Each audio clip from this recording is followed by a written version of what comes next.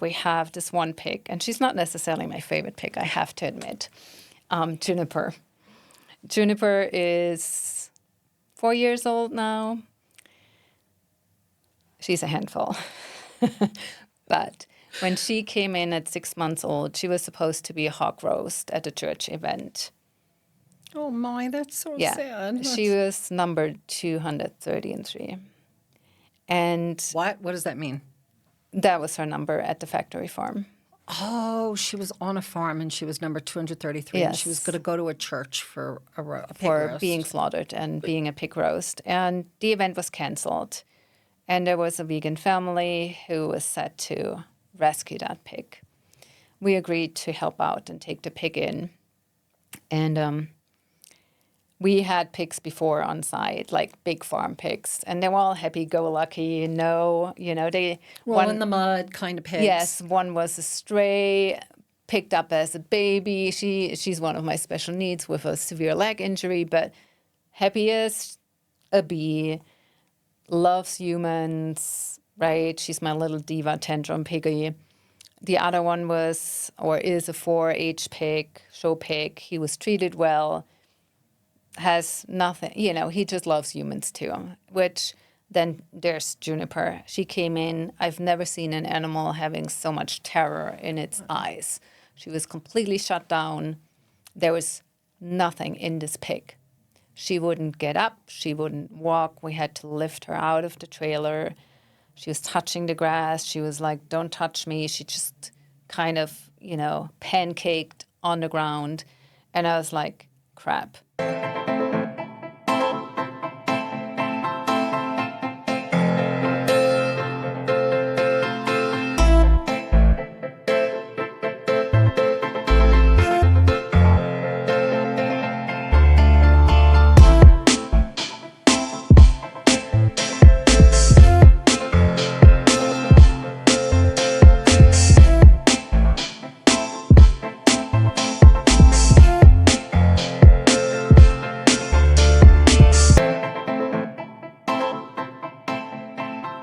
Hey there, if you're within the sound of my voice, you are listening to the Sterling Spin podcast.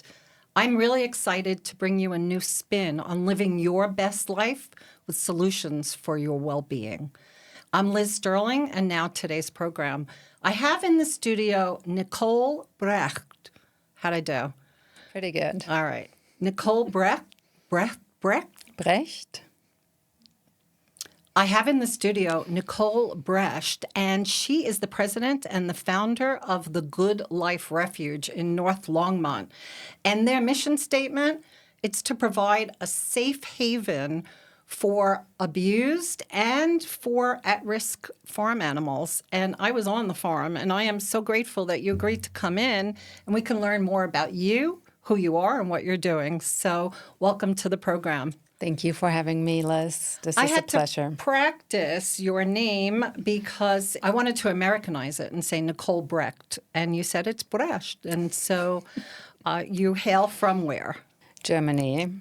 Give us a little backstory. All right. I've been here for 20 years now. Just became an American citizen last week. Oh, that's wonderful. Congratulations. Thank you. Welcome to America for Thanks. real. And I came here for typical reasons. My husband relocated to the U.S., and I followed suit and got stuck in the U.S. I love it, and it gave me lots of possibilities that I would not have had back in Germany. Such as? Creating a sanctuary for farm animals. When you think about it, you're like, this never would have happened if I was still in Germany. It only in America. I think so, yeah. Give us a description, if you would, of your growing up life. Okay, I grew up in a city, small city, but nevertheless a city. I have 3 siblings. We were a big family, always animal lovers. My mom always supported me when it came to picking up animals that were injured, needed help. If they were wild or not, didn't matter. Wow. So yeah, that was kind of us. We were roaming around the countryside. My grandparents had some acreage where we helped out. So yeah, nature was always part of our lives. Was it Gardening. very green where Yeah. you lived? Like I'm trying to imagine what the land looked like. You said you lived in a little city, but your grandparents were in the country. Like I want to feel like I'm there for just a minute and a half. Okay. So the city in itself, it's very tight. So there's one house after the other after the other. So there's not much green space. There are parks, but I think there are less parks than here in the US. And then you just travel outside of your city for a few miles, and then there's green, right? And that's where my grandparents had acreage. They mostly had orchards. So we were out and about helping a lot with planting, cultivating, and harvesting. What were they growing? Pears, apples, different berries, potatoes. Now They I'm were, there. Now I'm there with you. Like I yes. can feel it. So mom supported you at a young age when you were called to care for animals that were sick or needy, whether they were wild or domesticated. There was something as a little girl.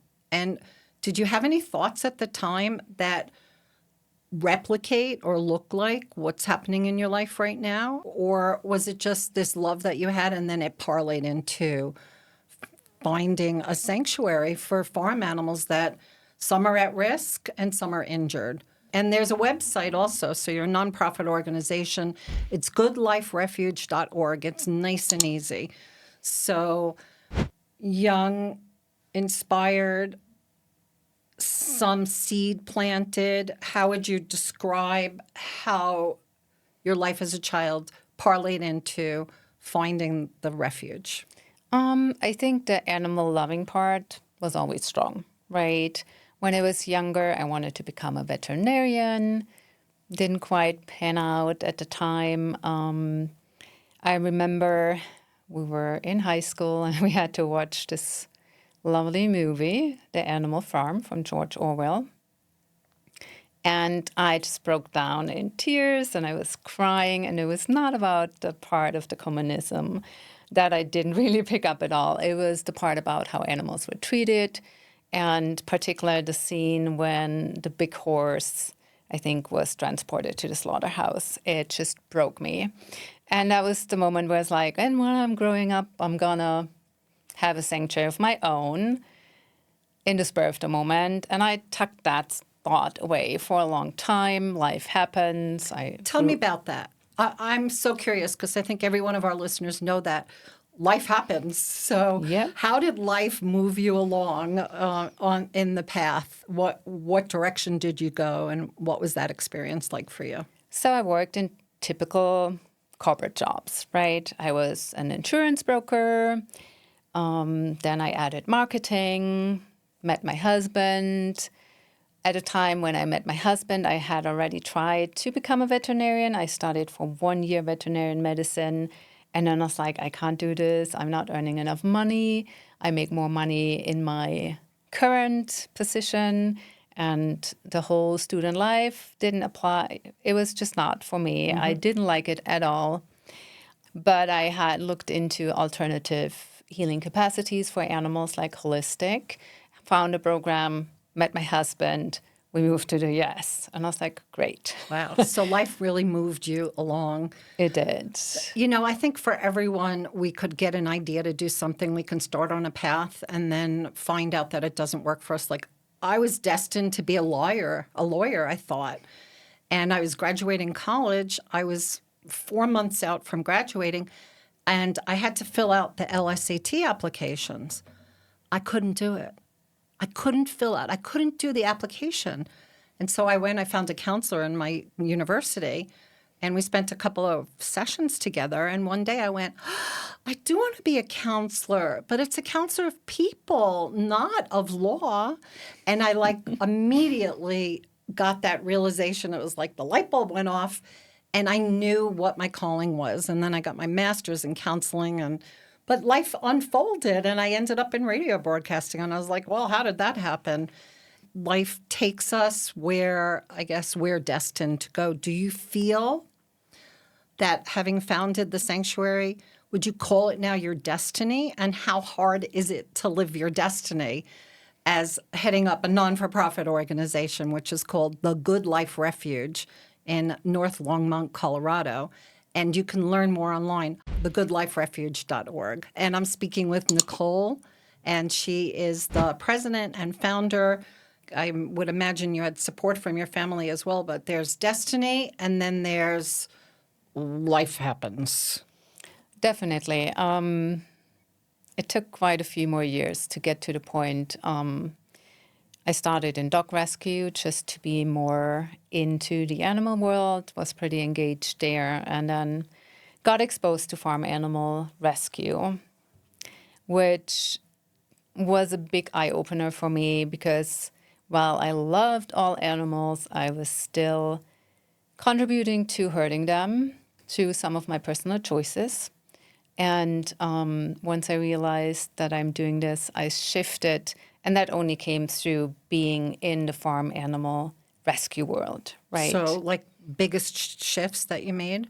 Changing my whole lifestyle to being plant-based is one of them because I just didn't want to hurt any animals through my choices. If it's cosmetics, clothing, food. And it was a tough one. It was really a tough one. It took several months, but I eventually got better at it. I've done a lot of health-conscious choices before, particularly in the arena of eating healthy. So I already had training how to do it. And this making was the just, shift. Yeah. So, are you currently vegan? Yes, I You am. are. So it's really nothing that I'll have to tell you. I sort of like closed the door on that to protect my emotional self. I think that must be something that people do. Is like, I don't want to think about it. I'm just going to enjoy the choices that I make and what I do. But now I'm sitting here with you, and I'm thinking, am I going to really go pick up a chicken later on at Costco? I'm like, maybe not. And, we're really conditioned, right, to compartmentalize what is a pet, who is food, right, and how Right. we treat these different kind of animals. And I've done it for 42 years, right? It took me quite a while to make that shift. So it took you 42 years to get it. And it's like, Yeah. I'm not going to harm animals. I'm going to actually save and protect animals. Yeah, and literally I was tending to an ill chicken at a sanctuary that I founded before the Good Life Refuge and went home and had chicken dinner. And I was sitting there looking at my plate and I was like, what the heck am I doing here? This Right. is not in alignment to what I'm doing, how I'm feeling about animals, right? But there was this disconnect. And it took me a while to get it. And I did watch one video of how the baby chickens are treated when they're the wrong gender. Right. And I'm like, I'm done. Oh, duh. Yeah. So I was like, I'm done. I'm not going to contribute to that. And I was lucky because I did have support from people that helped me easing into and how to do the switch. I was just going to ask you about, and I still want to get on back to the Destiny and what it's like when you are on course and then you find out that it's not so easy. But you talked about the word, I had a lot of support, and that was in my mind. So tell us a little bit about the support that you had in creating your non-for-profit organization, in having the support of people who come to help you. You have a huge volunteer organization that you've created. And so let's do support, and then we're going to stay with Destiny. Okay.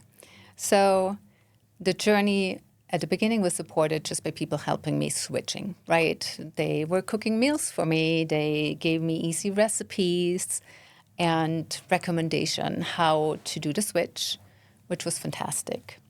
Later on, when I decided I'm going to start GLR, or Good Life Refuge, which was, we were looking for the right property that was fitting my family needs as well as getting started with the sanctuary. So you're raising a family as well. Yes, I have 2 teenage children now, but 7 years ago they were still tiny human beings and needed a mom more than they do now. So once we had secured the property in Longmont, we moved in May, and August I got just started. I just headed into it. I had support from my family, from my husband at the time. My friends supported me in setting the organization up. And then slowly over time, the community started coming in. It was not there from the get-go, but, once we started to open up to the public, having events, inviting people in, my volunteers trickled in too. Right. I'm reminded of the law of attraction, where when you're doing something and you're vibrating about it and it's part of your life and you're living it and it's like inspiring you, you send out, some type of a message. You can't see it, but other people can feel it. And then you start attracting people to you. You become like effervescent, And so when I came onto the property, you were doing a fundraising event. And I believe it was in October. And you had a beautiful opportunity for people to come experience the farm animals up close and personal. Yeah. And I felt like the second I stepped onto the refuge that there was a big heart that welcomed me from all your volunteers who were so generous and so caring and informing. And so it was really nice. Come, check out the different animals. And we went to goats, and there were pigs, and there were cows. And it was just a wonderful experience that I loved. And I want everyone to know this is Nicole Brecht, and I'm speaking with her. And you are the president and founder of the Good Life Refuge in North Longmont, Colorado. And she is on a mission, and that is to get others to know about goodliferefuge.org. I'm on a mission too. And my mission is for you to get over to YouTube, which is where you're watching the Sterling Spin, and please subscribe. And once you subscribe, there'll be a little bell. If you hit the bell, every time we have a new show that drops on Sundays, you'll be notified, and then you could come visit us, learn about what we're doing, and see how it influences you as well. What is it that you're hearing that you resonate to? What is it that you're inspired to do? What are some thoughts that you may have put on the back shelf and said, no, and yet it's been calling you? So that's the goal for today, is like, how do you align with a part of you that you may not have given attention to and bring it to the fore and then become effervescent so that you can attract other people to help you? That's exactly what I feel like the Sterling Spin is. This podcast is really wonderful. And so I'm grateful that you're able to join me in the studio. You were so receptive. I called you up. I left a voicemail. I sent an email, which I'm like, oh, Liz, that's like a double hit. And I was like, it's okay. And then you called me right away, and I wanted to just thank you because, like I said, when I walked on the property, something inside me felt warmed up. And so I wanted to thank you for that. And you do fundraisers throughout the year. So if you're hearing about this, also, how do people come to the website, get newsletters, stay in the know? How do you want them to do that? So on the website, you can sign up for the newsletter, which is the best way to stay informed. We also are pretty heavy active on social media, mostly Facebook and Instagram.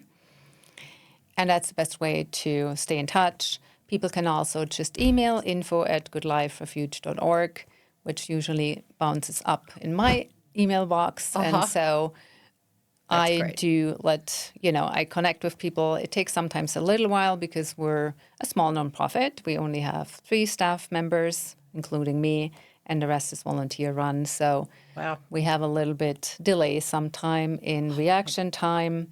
I guess because you're out feeding the animals or caring or tending for them or to the ground and the property, and plus you go through tough winters. So take us through a day in the life of you and some of the animals, and how many are on property and how do you care for them all? So we have about 67 animals on site right now. Our numbers fluctuate. It comes on about, are we taking new animals in? Are animals passing away? So 70 has been around our stable number for the last 2 years. We have 12 different species on site and then about 10 special needs animals right now. What's a special needs animal? So I consider every animal that needs more medical care than your healthy animal, a special needs animal. So we have animals that have severe arthritis. So they are on supplements, pain medication, they're scheduled for massages or laser therapy. Oh, you really are holistic. Yes. Wow. We Okay, are. you'll have to help me here. Okay. I'm probably not the only person who's thinking. For an animal who is special needs and is arthritic and is like dealing with pain, how come you're keeping them alive? That's actually a super valid question. And, quality of life is really super important to me. So there's this, and it's kind of not really a straightforward measurement. I wish there would be a machine actually that you can put on the animal and it just gives you like a gauge from 1 to 10 where they are in their Right. pain levels. And for right? humans too. I For wish we humans could do as the well. same thing, but humans can communicate. They can talk, right? And we have some species where it's actually really, really hard, like birds. They're so good in hiding when they're sick. And then others, they're a little bit easier to read. So for me, it's like we do visual wellness checks every day. When I'm out on the farm, I always check my special needs kids. Are they eating? Are they You participating? called them kids. Yes, they are my four-legged and two-legged feathered and furry kids. So, are they eating? Are they drinking? Are they getting up? Are they participating in social activities, right? With us, with their species that they are cohabitating. Are they Engaged, engaging right? with you, responding? So you're using like a feedback system right on the spot to inform you whether or not an animal needs to continue to have that care. Yeah. So I'd imagine you've learned about euthanasia and you've been dealing with that because it must really pull on your heartstrings and your emotions. Euthanasia is not my favorite thing to do. Having said that, it is a very common occurrence at the sanctuary. Unfortunately, we have animals that are aging. We have animals that, come in with heart disease, cancer, arthritis, or the aging process brings it in. And through assessment, we work a lot with medical practitioners. Right. So our veterinarian services costs are about 40 grand a year, just to give you a benchmark. Oh, they're not donating their time? Nope. It's not fair. Well, you're lucky these days when you can get a veterinarian on site. Wow. There's a huge shortage, particularly with our large animals and the bird population. So it gets harder every year. How do your animals get to you? We have different avenues they come in. The biggest source is usually owner surrenders. So I would say 50% of our animals come through owner surrenders. Some are like they're in zoning violations, have animals where they shouldn't have animals. And then animal control gets involved. They get a deadline. They don't know where to go with the animal comes here. Owners passing away. Owners getting critically ill. I just had a call yesterday from a woman whose sister was just diagnosed with severe stage of lung cancer, 6 donkeys, 3 goats, and some pigs, right? So Wow. And sometimes you have to say no, I would imagine, because you have a limited number of rooms, space, stalls, housing for your animals. So this is really an emotional. I'm feeling like, oh my gosh, it is heavy it's work. heavy work. Yeah. It's really intense. Like every day, I guess there's a lot of life, There's a lot of death. There's a lot of sorrow. There's a lot of joy. So I guess it's really everything. It's like all the emotions of life. You and your team are living this every day. That is absolutely true, and it's a roller coaster often. So, I'm taking a deep breath. Yes, me too. I can feel it, you've been 7 years, and I'm calculating that means that we're going back to like 2018. Yeah. So you got your land, you started, and then we had COVID. Yeah, that was a fun one. Oh, I bet that really put a little wrench in the works for you. It absolutely did. We just started gaining traction with the community. Our main income source was events. Right. That's what you do. Yep. You do fundraising events. That's how I heard about you. Yep. And then we were stopped in the tracks, right? But that's the fun part about, adapting. Right. I mean, you still had the pivoting. animals there, and you did adapt, and you are back now, and you're doing fundraising. It's the goodliferefuge.org. What's the closest other sanctuary for animals? There are two. I would say Loving Arms is the closest. They're in Erie. And then the next closest one would be Rescued Friends in Fort Collins. So you're all I'm assuming you have to be working together, because if somebody comes to you, like you got the call yesterday, critical situation, 6 donkeys and pigs and goats, you've got to ever split them up, and some take some take the other. You're working together in unison to support each other. We try. So usually what happens when I get a call and I can't, right, which was the case yesterday. So I talked to the woman on the phone for a little while, trying to gauge what's the situation, how many animals are there, what animals are there, are they spayed, are they neutered, right? She was like, we have pigs. And I was like, are they altered? And she's like, I don't know. I think no. And I was like, you got to separate them out. Otherwise, you're going to have 20 babies on site in no time, right? Just for example. And so I was gathering information, and then I put it in my network, which is a network of other sanctuaries that are actually all over Colorado. Anywhere. It doesn't matter. Some people take animals out of state. I'm assuming that has to happen sometimes. Sometimes too. Yeah. I'm only connected with a local group or local groups, though. Transporting, while sometimes we do, I don't think it's the best way of doing it, because there's so much need in every state that you don't need to go out, right? Right. Now, if there's a case where you can, and that's the only option. Off you go. Off you go, for sure. Take me back, if you will, because we started like a day in the life. Yes.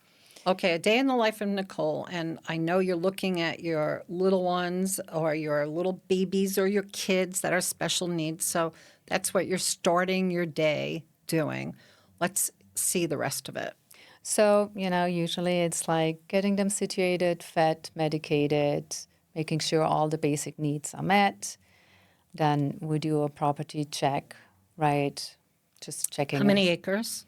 It's just 5 acres, so That's it's not nice. too bad. Yeah. But I do take care of the medical needs. So if there's medical treatments that need to happen, we had, for example, a turkey who had a leg infection. So every day I did laser and then, wrapping it, bandaging. I'm coming over too. I've got some. I can help you with that. Got It some is a arthritis human. in that knee. It's a I'll human. take something. Let's talk after. Human grade laser. It medical is? laser. Oh, yes. I want to know more about it. Yeah. That sounds great. So, do medical treatment for the animals, schedule vet visits. Well, very administrative. Where it is very, and I'm trying to honestly get out of that more so I can more focus on the leadership piece to bring the organization further. So that's like picking up on your marketing skills from when you worked in marketing. Yeah. Because I'm assuming that applying those skill sets to what you're doing, if you just had enough time to do it, what difference would it make? Like, what's the jump that you would see for your sanctuary? Yeah. So, right now we're kind of small, heading towards medium-based, which has something to do that I could dedicate quite for a little bit of my time towards fundraising, marketing, networking, right? If I could dedicate most of my time to that, I think I could just broaden our network. I could bring in more volunteers. I could bring in more donors. And with that, more capacity, right, to rescue more animals or to get a more solid education program. For example, my education program right now is just come and visit us, connect with the animals. We've done a little bit of cooking classes, right? We started Plant-based. Plant-based, yes. I truly believe that plant-based is the way to go for most people because I think from what I've read, from statistics about how it is for the environment, for your health, Right. and for the animals, which was my driving factor, but not everybody is in the animal world, and I do understand that, but the environment and the health Yeah, it's a benefits of win-win. plant-based Yeah. is a win-win, You right? know, I remember years ago they started, I think it started in London with Meatless Mondays. And that was it. It was just like, just make Mondays, Meatless Mondays, and see how you feel and start there. And so I know for myself, I've gone through a few incarnations of being a vegetarian and a vegan. And it's always a good choice. So I'm hoping that today will land on me as like, okay, Liz, here's an opportunity to make some new choices and different choices. The first one, somebody put a little bird, one of those Cornish hens on my plate. I was about 14. I looked and I was like, oh my God. I was like, I could see it, Yeah. It wasn't a part. It was like the whole It was the thing. whole bird, yeah. I was like, can't do that. So I remember, and then the second one was the same thing, like you had talked about chickens. And I was in Michigan, and it was June, and I was driving on the highway, and it started appearing like it was snowing. And I'm like, it doesn't snow in June. What's going on? And I drove up, and it turned out it was a truck taking chickens to slaughter. And I could feel what it was like for them inside that truck, which was exposed to the air. They were piled like so tight, they couldn't even breathe. And all of their feathers were flying out. And it was in that minute. And I think it was 7 years or more that I was like, okay, I'm not eating it. So I didn't eat chicken for a very long time. So we have choices. I don't think we necessarily came here today to try and convince people to be vegetarians or Not at all. vegans. What I really want to know is this piece about traveling this path that I'm calling your destiny. Certainly it's not a straight road. But if you could describe what it's like for us and for you, and I'm hoping somewhere in there I can feel where your joy comes in. So I'm leading the witness. All right. My joy comes in when I get to hang with my animals, I have to say, right? It's not necessarily the work at the sanctuary because it's often a lot of heartbreak, a lot of sacrifice, a lot of hard decisions to be made.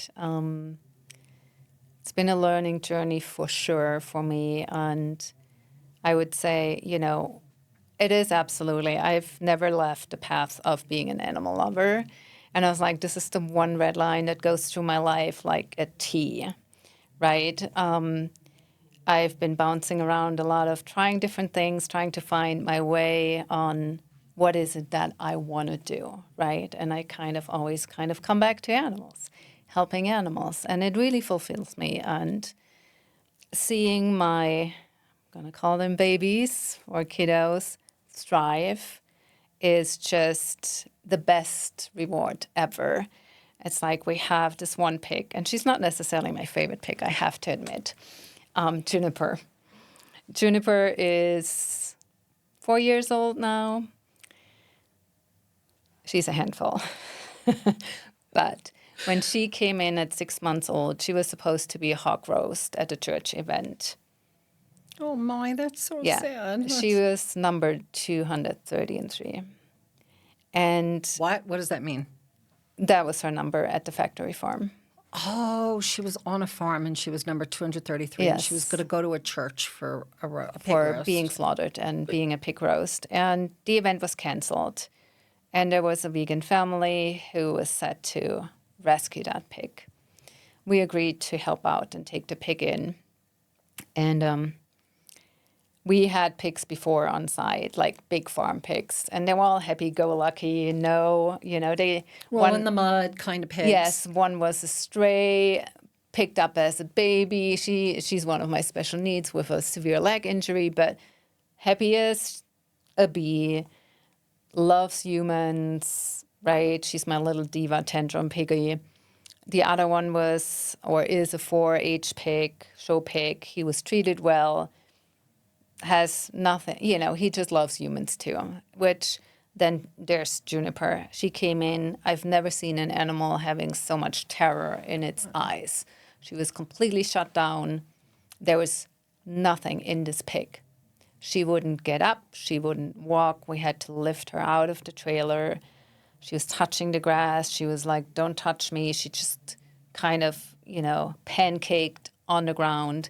And I was like, crap.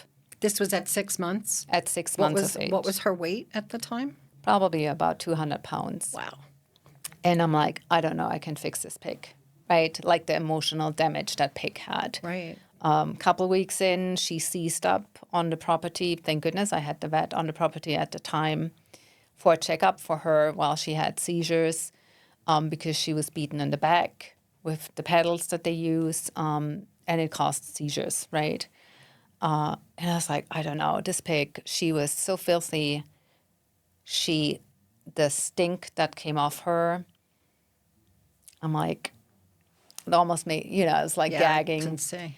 We washed her like 3-4 times to get it off. And I was like, this pig will never trust humans.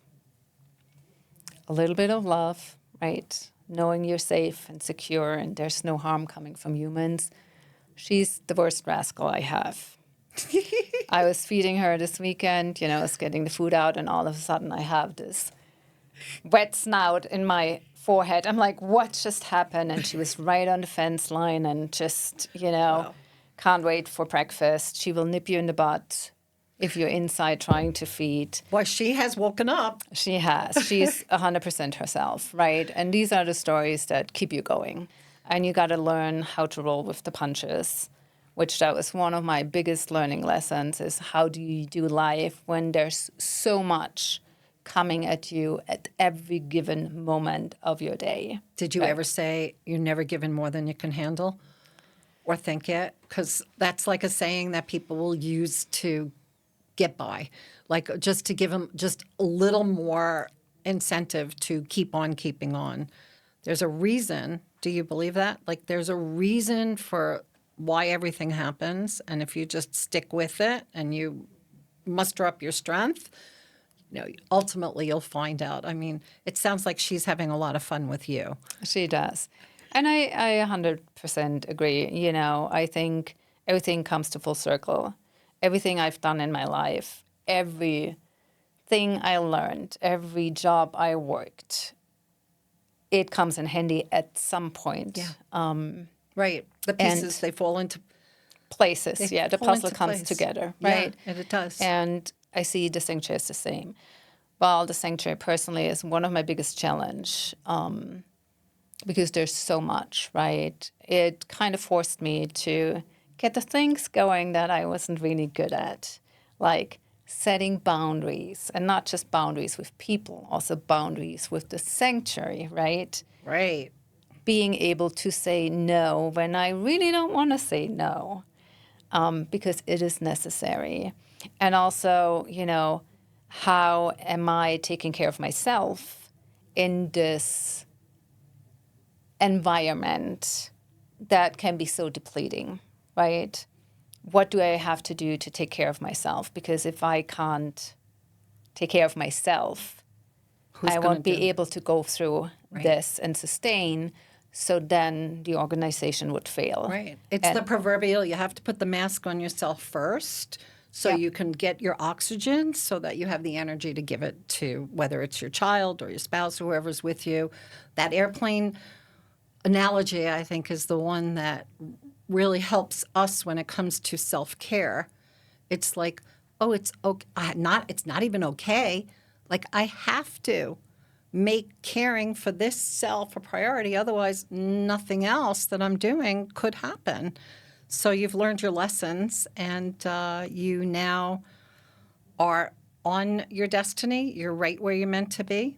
Yeah, 100%. I was That's like, great. this is what I do. I wouldn't even know what else to do. Well, I quite want to frankly. say, since I met you, I was on the property in October. You keep a steady pace of connection with people who sign up for your newsletter, which I really like. I get pictures, I see things that are happening, I feel connected. And you do some great fundraising events. And anybody who's within hearing this program can learn more at the goodliferefuge.org. Nicole, thank you so much for being a guest today. I really appreciate the work that you're doing and everything that you shared. And I think we all benefit from having something that we can feel, whether it's feel good or feel bad. It's just to feel. So thank you so much for today, for that big heart that you have and the work that you're doing. It's great. Thank you so much for having me today. This was a pleasure. I always love talking about Good Life Refuge and sharing what we're doing. Yes. So thank you. And you've been listening to the Sterling Spin podcast. I'm Liz Sterling. Please hit the subscribe button. We are going to be producing shows every single week that come out on Sundays. So hit the notification bell, and that will bring you in your email. It will notify you that there's another program that you can watch. And I've certainly enjoyed having you be with us today. Stay tuned for more.